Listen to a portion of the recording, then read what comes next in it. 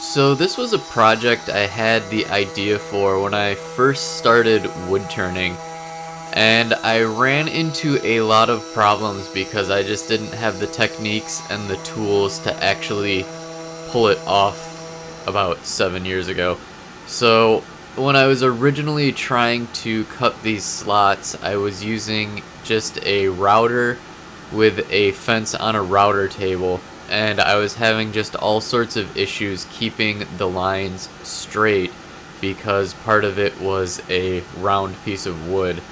And there was also just really no way to index it to get really accurately laid out cuts. So this kind of sat on the shelf for the next 7 years until recently when I decided to revisit it because now I could just write a program on the CNC to cut out the slots where they would perfectly line up with the other half and everything should go together smooth.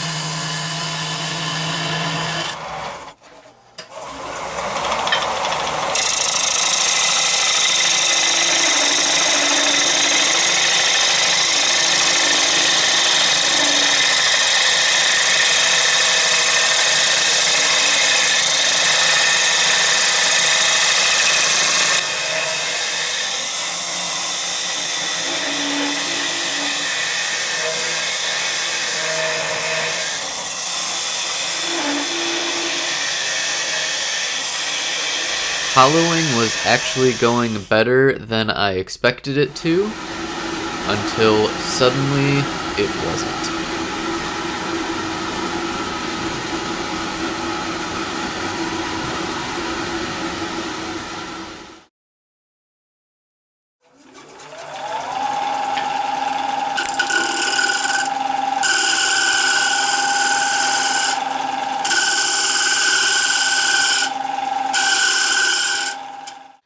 So I made 3 different segment rings, 2 black walnut and 1 curly maple, and then just cleaned up both halves of this. This one I just did on the sander, this one I just did on the lathe, as you saw.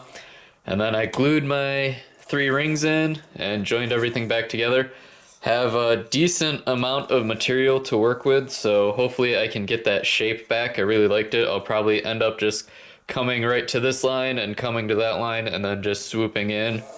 And hopefully that'll give me the same look. So we'll go ahead and get this turned.